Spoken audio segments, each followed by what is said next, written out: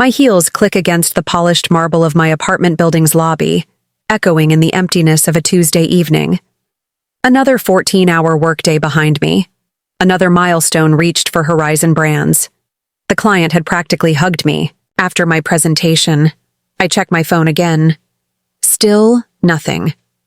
The elevator doors slide open with a soft chime, and I step inside, watching my reflection in the mirrored walls.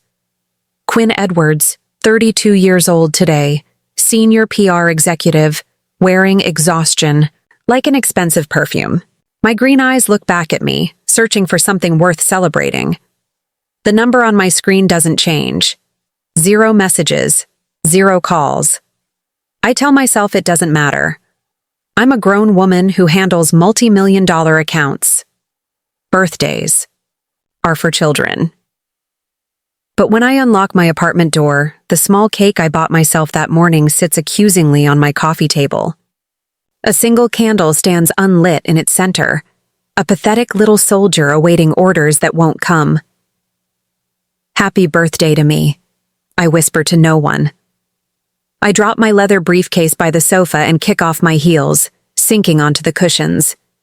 My apartment feels hollow tonight, despite the careful decorating I'd done to make it feel like home. The clock on my wall ticks steadily toward midnight, counting down the final minutes of my birthday. My phone remains stubbornly silent. I reach for my laptop thinking I'll distract myself with work until this day is officially over. Maybe check that proposal one more time, but instead, my fingers betray me. Opening Facebook. The first post freezes me in place. There's my brother, Miles. Champagne glass raised high, surrounded by smiling faces. Behind him hangs a banner. Congratulations on your promotion. My father's arm is draped around his shoulder, pride radiating from his face. My mother stands, on his other side, beaming up at her son. The timestamp shows the photos were posted 4 hours ago. My birthday. I scroll down. Each image a fresh wound, dozens of pictures, the entire extended family there. Aunts, uncles, cousins I haven't seen in years. All gathered around Miles celebrating. The comments swim before my eyes. So proud of our superstar, my father wrote. The Edwards family legacy continues, my mother added. My hand trembles as I set, the laptop down. They didn't forget my birthday. They chose to celebrate something else instead. Again, the memory surfaces without invitation. Sitting alone at the restaurant table, 11 years old, a single birthday candle melting into my cake as I waited for my family to return from Miles's debate competition. They'd promised they'd be back in time. They weren't. Then at 17, shipped. Off to Grandma's house on my birthday weekend while my parents toured Yale with Miles. It's his future, Quinn. Dad had explained, not quite meeting my eyes. My college graduation, overshadowed by Miles's engagement announcement at what was supposed to be my celebration dinner. The conversation quickly shifted from my summa cum laude honors to wedding venues and guest lists. Just last month, my father dismissed the Horizon campaign that increased client revenue by 41%. It's just advertising, Quinn, he'd said, glancing at his watch. Not like Miles's work in finance. That's the real impact. I pick up my phone and scroll through my contacts. Family names blur together. People who've never once called to ask about my accomplishments, my struggles, my life. An email notification pops up on my screen. I open it mechanically, then blink at the message. My performance bonus for the Horizon campaign, $82,000. My phone rings, startling me. My mother's name appears on the screen. For one foolish moment, hope flutters in my chest. Hello, I answer, hating the eagerness in my voice. Quinn, darling. My mother's voice bubbles through the speaker. I'm so glad I caught you. Listen, we're planning a little something for Miles and Jessica's anniversary next month, and I was hoping you could help out. Nothing major, just handling the catering and maybe the decorations. You're so good at that sort of thing. The clock strikes midnight. My birthday is officially over. Mom, I say, my voice shaking. Today was my birthday. A pause. Oh. She sounds genuinely surprised. Oh, honey, with Miles's big promotion, it just slipped our mind. Slipped their mind like always. I stare at the email still open on my laptop. $82,000. More money than I've ever had at once. Something shifts inside me like tectonic plates sliding into a new formation. My voice steadies. Don't worry about it, Mom, I say, the words coming from somewhere new and unfamiliar. I understand what's important to this family, and for the first time in my life, I truly do.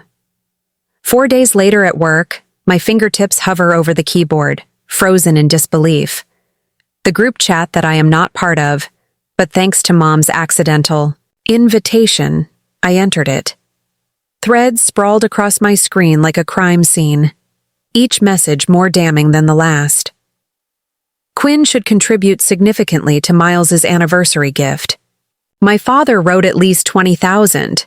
My mother's reply appears below. She just got that bonus time. She supports the family for once. And there it is. My name spelled Quinn in the family thread. 1 in instead of 2. My own mother can't even spell my name correctly. I lean back in my office chair, the leather creaking beneath me.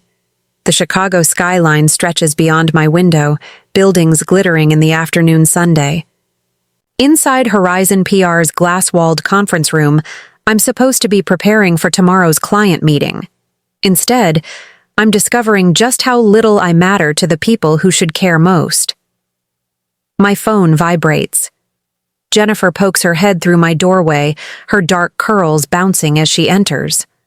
"Your brother's online too," she says, then narrows her eyes at my expression. "Everything okay?" "Miles used our contacts at Regent Tech," I say, turning my laptop toward her, "pulled their marketing director into a meeting for his investment firm, without asking me."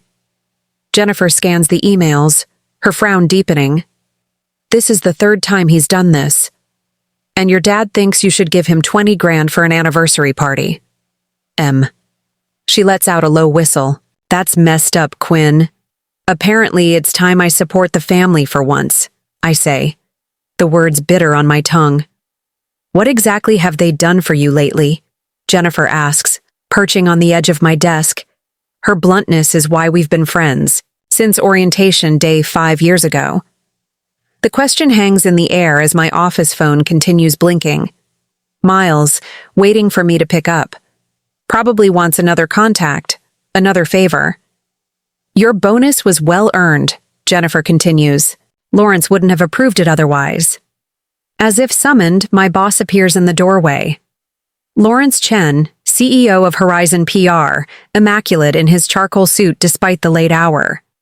"Quinn, the Westfield campaign numbers just came in," he says, sliding a folder across my desk. 41% increase in their quarterly revenue. The board is ecstatic. His smile reaches his eyes. "This is why I fought for your bonus. You've earned every penny." After he leaves, Jennifer squeezes my shoulder. "See? At least someone appreciates you." I finally answer Miles's call, keeping my voice professional despite the anger simmering beneath my skin. He needs Regan Text Chief Marketing Officer at his dinner tomorrow. Important potential client. Family helping family. I'll see what I can do. I say non-committal. That evening, I stop at Mrs. Bennett's apartment on the 3rd floor. She opens the door with a warm smile that crinkles the corners of her eyes, the scent of freshly baked cookies wafting from her kitchen. "Right on time," she says, ushering me inside. At 84, Mrs. Bennett moves with the determination of someone half her age. These oatmeal cookies won't eat themselves. We sat at her small kitchen table, the checkered tablecloth soft beneath my fingers. For 3 years, Tuesday evenings have been our ritual. Me bringing takeout, her providing dessert.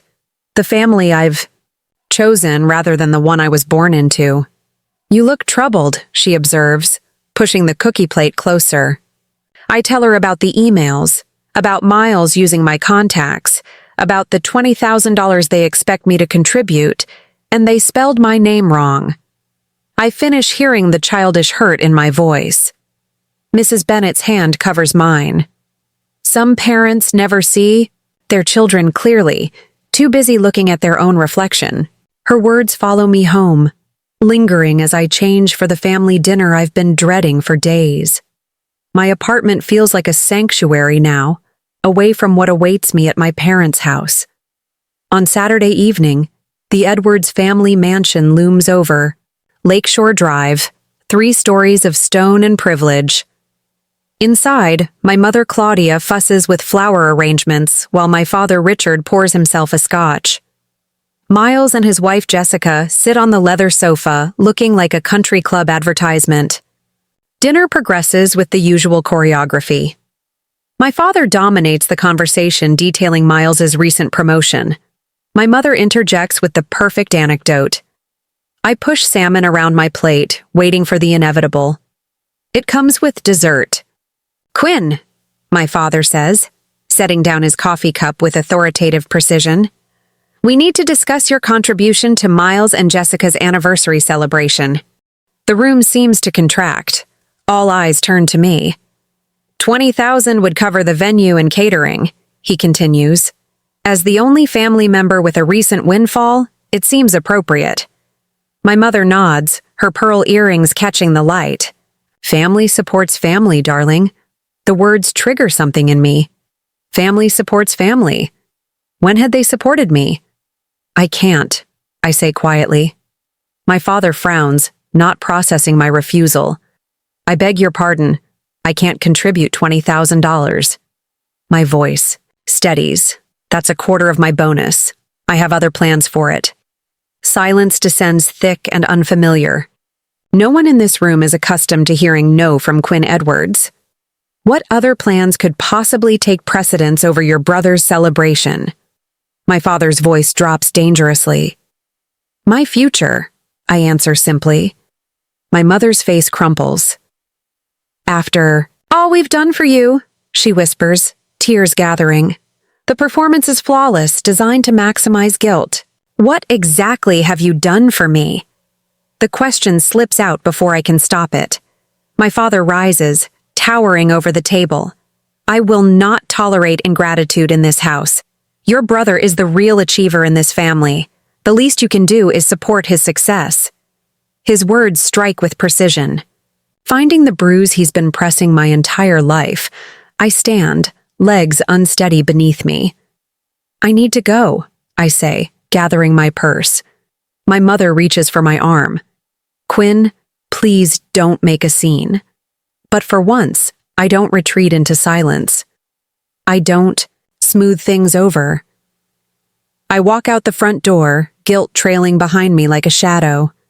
But something else too. Resolution. For the first time in 32 years, I've refused to fade into the background of my brother's life. It feels terrifying. It feels right. In my car, hands still trembling on the steering wheel, I make a promise to myself.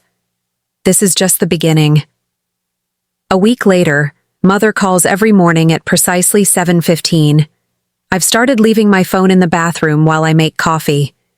"Quinn, sweetie, this rebellious phase needs to end." Her voice echoes from the speaker as I apply mascara. "Your father hasn't slept properly since that dinner."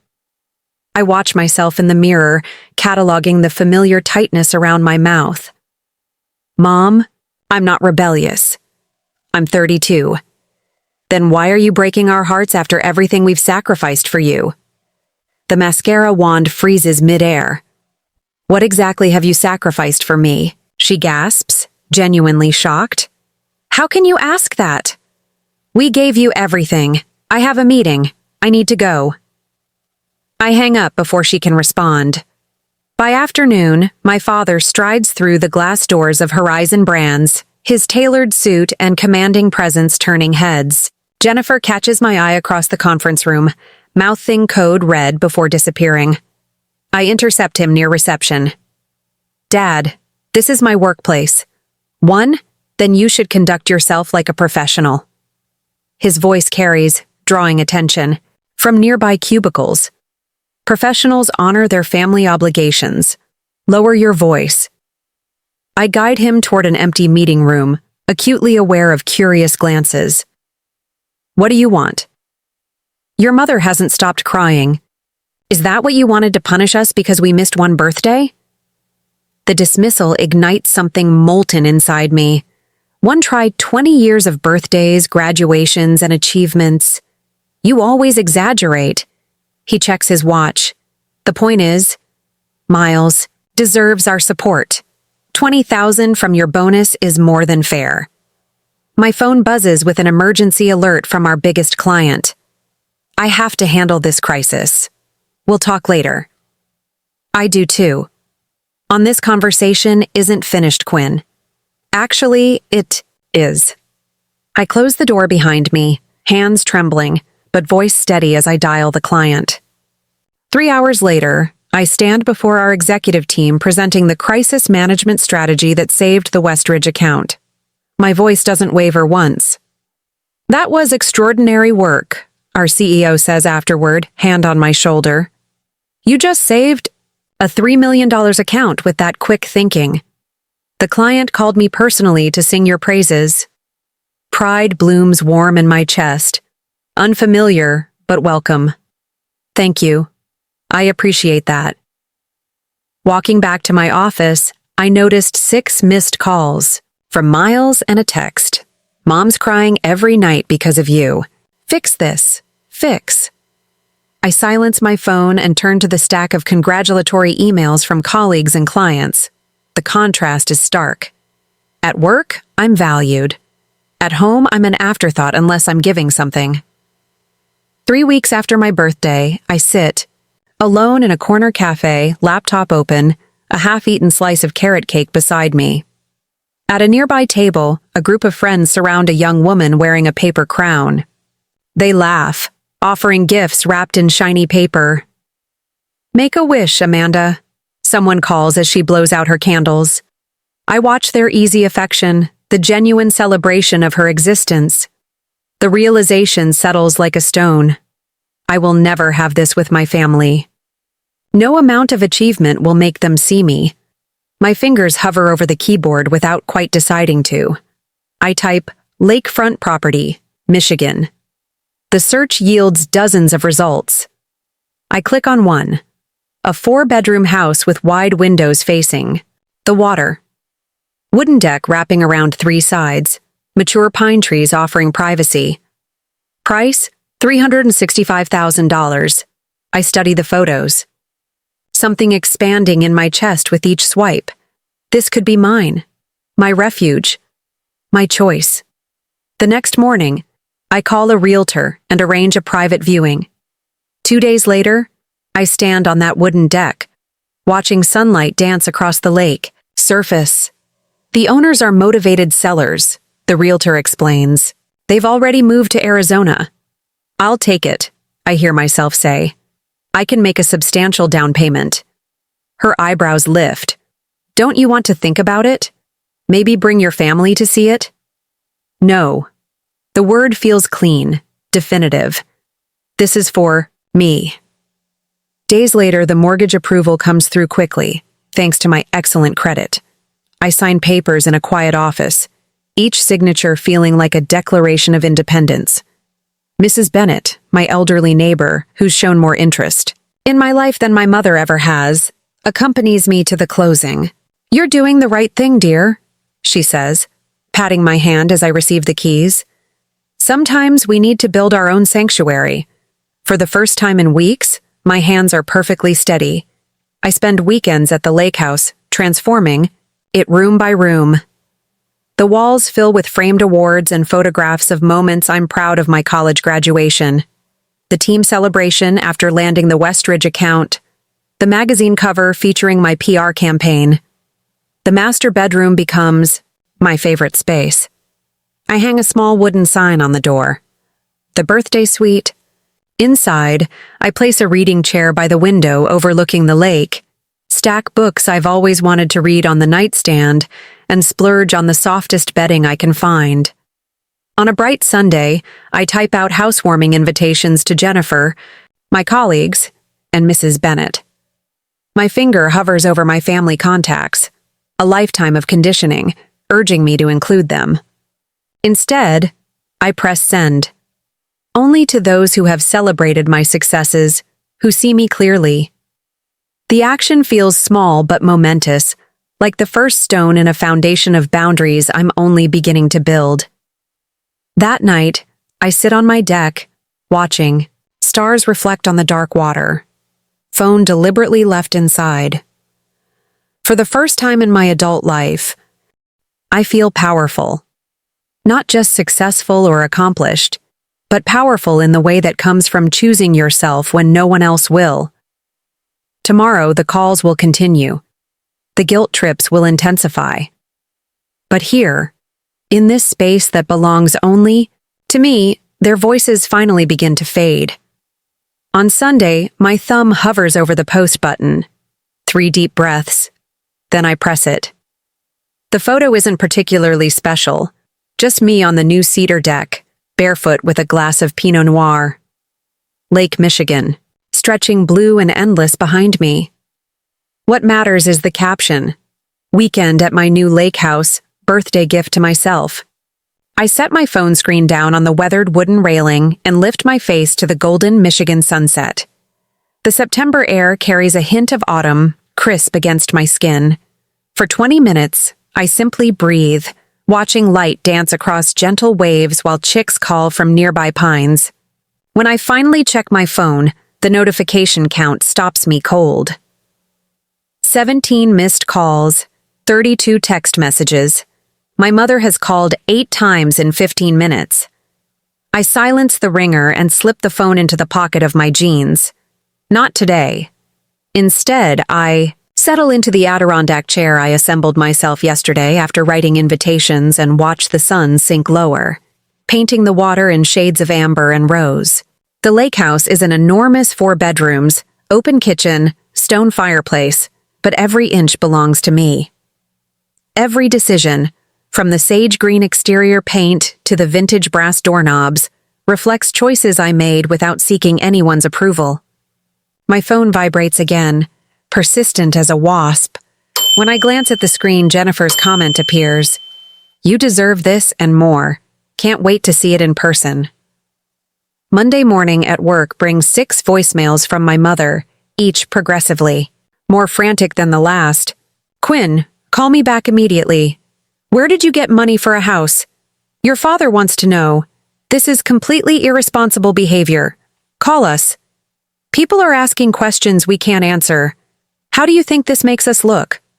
Your brother is driving to your work right now. You better be there. The final message arrives at 10:01 a.m. There's a family emergency meeting tomorrow night. We expect you there. Don't make this worse than it already is. I delete them all and make blueberry pancakes in my new kitchen. By afternoon, I've hung curtains in the master bedroom and assembled the patio furniture when my work phone rings. It's Jennifer.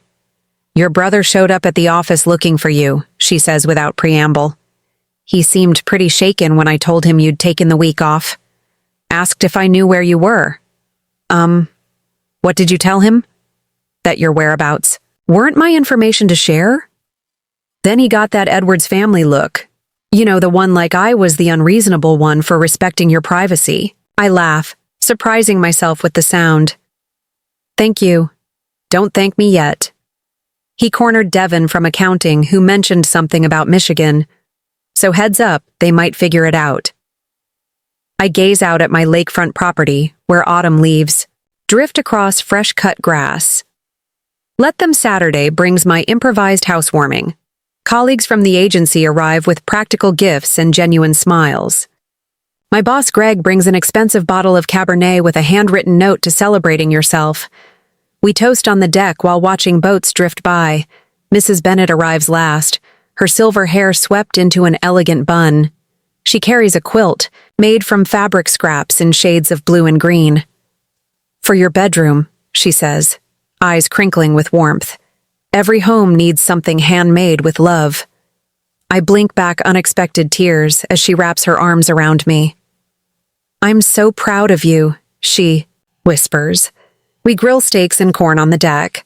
Someone brings a portable speaker and 8-second music mingles with laughter and conversation. I take photos of everything. Friends sprawled on new furniture, sunset reflections in windows, Mrs. Bennett teaching Jennifer how to properly fold napkins.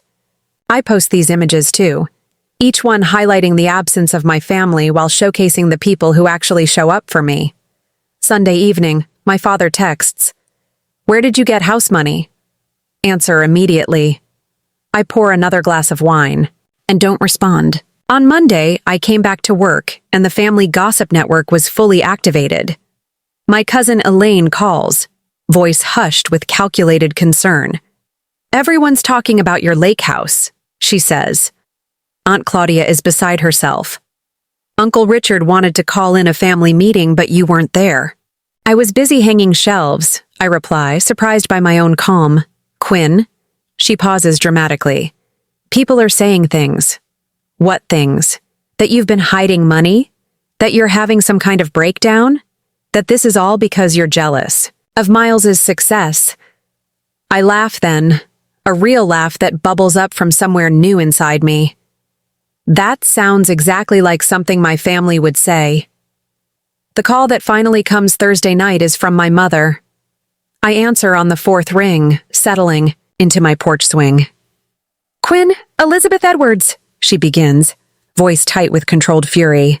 "This has gone far enough. The Petersons, the Carsons, even Reverend Wallace has asked about your situation. My situation. This attention-seeking behavior. Buying a house without consulting the family. Posting those photos. People are asking questions." I rock gently, watching. A heron glide across the water. "What questions?" Her voice drops to a whisper. "Why you would need to buy yourself a birthday present. Why we weren't there to help you celebrate. It's creating a very uncomfortable situation for this family. How interesting." I keep my voice light. It's almost like actions have consequences. "We need to fix this." Her voice hardens with purpose. "I'm organizing a family dinner Sunday night. Your father and I will explain that this was all a misunderstanding. That we've always supported you." The old Quinn would have agreed immediately, desperate to smooth things over. But that Quinn doesn't live here anymore. "I'm available Tuesday next week," I say instead. 7 saux, and I'll bring the photo albums." "What photo albums?" I smile into the phone, the ones I've been keeping since I was 11 years old. Documenting everything. Documenting. For once, my mother has nothing to say. On Tuesday next week, the granite steps of my parents' mansion stretch before me like a courthouse walkway. I grip the 3 photo albums tighter against my chest, my knuckles whitening around their edges. The evening sun casts long shadows across the manicured lawn. Shadows that seem to reach for me, trying to pull me back into old patterns. I ring the doorbell instead of using my key. Tonight, I'm not family. I'm a prosecutor with evidence. The heavy oak door swings open. Dad stands there, all 6'2" of him, framed in the doorway, his silver hair perfectly combed despite the hour. His eyes flick to the albums in my arms, then back to my face. "You're late," he says, turning away without waiting for a response. No hug, no smile, just criticism. I follow him into the foyer where Mom waits, tissues already clutched in her hand. Her eyes are red-rimmed, makeup carefully applied to look like she's been crying without actually ruining her appearance. "Quinn." Her voice breaks dramatically. "We've been so worried." I don't answer. The script is too familiar. Her tears, my guilt, my eventual surrender. Not tonight. Miles appears from the living room, drink in hand. He pauses when he sees me, his expression shifting from casual confidence to something uncertain. I stand straighter, holding his gaze until he looks away first. "Dinner's getting cold," Mom says, turning toward the dining room. The table is set with the good china, candles flickering in sterling silver holders. A peace offering or a bribe? I place the photo albums on the sideboard and take my usual seat opposite Miles, diagonal from the head of the table where Dad reigns. Your mother made your favorite, Dad says, serving himself first as always. Beef Wellington. It hasn't been my favorite since high school. Miles prefers it. Let's just cut to the chase, I say, leaving my plate empty. I know why you called. This dinner. Mom sets down her fork with a theatrical sigh. Quinn, sweetheart, we're just concerned about your impulsive decisions. Buying that lake house without consulting us. Dad interjects, knife slicing through his meat with surgical precision. It reflects poorly on the family image. Reckless spending. Poor financial planning. It was my bonus money, I say quietly. Money that could have been invested properly. He continues as if I hadn't spoken or contributed to something meaningful for the family. Miles clears his throat. Quinn, no one's saying you can't have nice things, but maybe selling it would keep peace in the family. Mom's been crying every heart? Mom dabs at eyes that remain suspiciously dry. You're breaking your mother's heart, she whispers. I push back my chair and walk to the sideboard.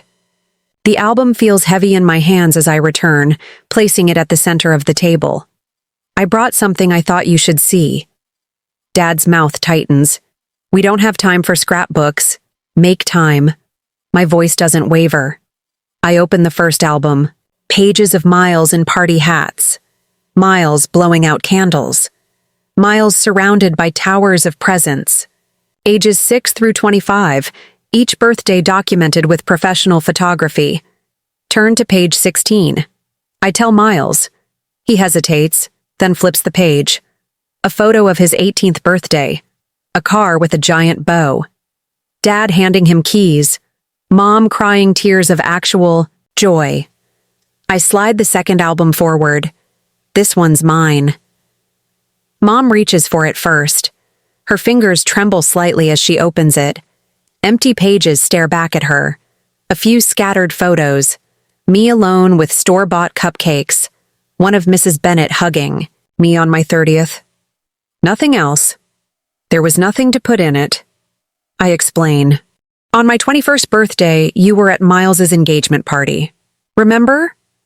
Miles flinches. I opened the third album without waiting for a response. Family vacations, Disney World, the Grand Canyon, European tours. I'm not in these because I wasn't there, I say. I was left with Grandma, or at summer camp, or told there wasn't enough money for everyone to go. Dad stands abruptly, chair scraping against hardwood. What's the point of this melodrama, Quinn? You've always been the difficult one. The point is, evidence. Next comes a spreadsheet printed and highlighted. This tracks family spending, Miles versus me, college tuition, birthday gifts, car down payments, family trips. The numbers tell their own story. Thousands for Miles, hundreds for me. And this, I say, pulling out a worn diary page, is from when I was 9. I read aloud. Maybe next year they'll remember my birthday without Grandma calling to remind them. Finally, I produce a photograph. Christmas dinner 3 years ago. An empty chair at the table. A place setting with my name on a card. I was in Chicago working. You knew I couldn't come, but you set a place anyway, took this picture, and sent it to me with, "We missed you." You wanted me to feel guilty for not being there. But I was the only one who noticed something. I point to the chair. Look closer. Mom takes the photo, squinting. That's not my usual chair, I say quietly. That's where guests sit. Even when you're pretending I belong, I'm still an outsider. The silence stretches between us, taut as a wire. Dad's face darkens to crimson. What do you want from us, Quinn? An apology? Fine. We favored Miles. He was always the priority. He's carrying on the Edwards name, the Edwards legacy. Mom crumples. Real tears now. We didn't mean to. It just happened. And then it became a pattern. And I was easier to ignore. I finish for her. Miles hasn't spoken. He's staring at a photo I deliberately placed at the edge of the table. Him at 8, surrounded by presents. Me at 6, watching from the background, mouth tight in a smile that doesn't reach my eyes. I stand gathering my evidence except for the albums. Those I leave behind. I don't need your approval anymore, I say, voice clear and steady. I don't need your love or your attention or your validation. I waited 32 years for you to see me. I'm done waiting. I turn toward the door, shoulders straight, steps unhurried. Behind me, Miles calls my name. Mom sobs. Dad remains silent. I pause, at the threshold, not looking back. The albums are yours to keep. Consider them a gift. The door closes behind me with a quiet click that echoes like thunder. A year later, on my birthday, the morning sun paints gold across my lake house deck as I arranged a tray of fresh fruit beside a champagne bucket. 33 candles waited on the cake. Jennifer insisted on bringing one for each year, plus one for luck. Need any help? Mark from marketing calls from the sliding door, balancing a platter of pastries. Just set those anywhere. I smooth my red sundress and check my watch. Everyone should be here within the hour. A year makes quite the difference. Last birthday, I sat alone in my apartment with a store-bought cake. Today, my deck bustles with colleagues and new friends, all here to celebrate me. My phone buzzes with congratulatory texts about my promotion to senior director. The timing feels poetic, announced yesterday. Celebrated today. The lake sparkles beyond the railing, reflecting the sky that matches my mood. Dr. Levine, my therapist, would call this progress. Our weekly sessions have helped me understand the family dynamics that shaped me. Generational patterns, she calls them. Breaking them takes courage. Courage looks like spending Thanksgiving at a resort in Vermont instead of my parents' house. Like muting group texts when they turn manipulative. Like building my own traditions from scratch. Quinn. Jennifer raises her mimosa glass to the birthday girl who taught us all how to choose ourselves. Glasses clink. Laughter ripples. I absorb the warmth of genuine connection. So different from the hollow performance of family gatherings. A car door slams out front. I know that engine sound. My brother's BMW. Miles stands awkwardly at the edge of the deck holding a wrapped package. The party conversation dims as he approaches. Sorry to crash, he says. I wanted to give you this in person. We haven't spoken since the photo album. Confrontation. Since he watched his perfect family narrative crumble under the weight of evidence. Join us, I say, surprising myself with how much I mean it. Later, when the party moves indoors, Miles and I sit at the end of the dock. The package rests between us, still wrapped. Therapy's been eye-opening. He admits, watching a sailboat cut across the horizon. Dad still won't go, but Mom's trying. She talks about you differently now. And you? I ask. I never saw it until you showed us how they erased you while spotlighting me. He pushes the package toward me. Open it. Inside is a framed photograph I've never seen before. Me at 7 perched on our old tire swing, laughing at something beyond the camera. Just me. Found it in Dad's storage boxes, Miles explains. Had it restored. Proof you existed even when nobody was looking. My throat tightens. Not a solution, but a beginning. A knock at the lake house door pulls me back to the party. Through the glass, I see my mother standing alone on the porch, clutching a small bakery box. She insisted on coming, Miles says. I didn't tell her where until today. Mom's hands tremble as she holds out the box. Inside sits a cupcake with a single candle. Happy birthday, Quinn, she whispers, her rehearsed smile faltering into something more genuine. I brought carrot cake. You always liked that, didn't you? I did, she remembered. The party's winding down, I say, stepping aside. You can stay for cake if you'd like. Her relief is palpable. Small steps. After everyone leaves, I walk back to the dock as twilight settles over the lake. Last year, I spent my birthday staring at an empty inbox in a sterile cafe. Tonight, I'm surrounded by gifts chosen with care, echoes of laughter, and the beginnings of boundaries that protect without isolating. My phone chimes with a text from Mrs. Bennett. "Did you enjoy your day, dear?" I smile as I type my reply. For the first time, I truly celebrated myself. The lake house windows glow behind me, light reflecting on the gentle waves. I raise my glass to my silhouette against the sunset, toasting the woman who finally learned that validation begins within. What gift have you given yourself that changed?